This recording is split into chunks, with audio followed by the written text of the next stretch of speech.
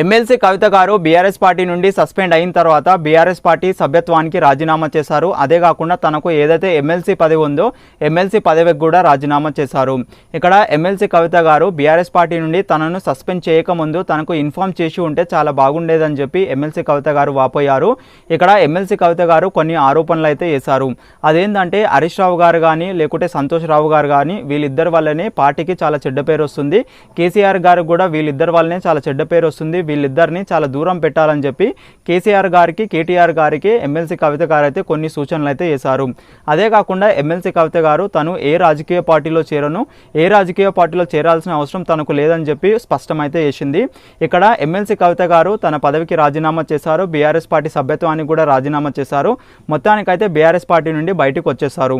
మరి తెలంగాణ రాష్ట్రంలో ఎమ్మెల్సీ కవిత గారు కొత్త రాజకీయ పార్టీని స్థాపించబోతున్నారా అనేది మీరేమనుకుంటున్నారో కామెంట్ సెక్షన్లో తెలియజేయండి.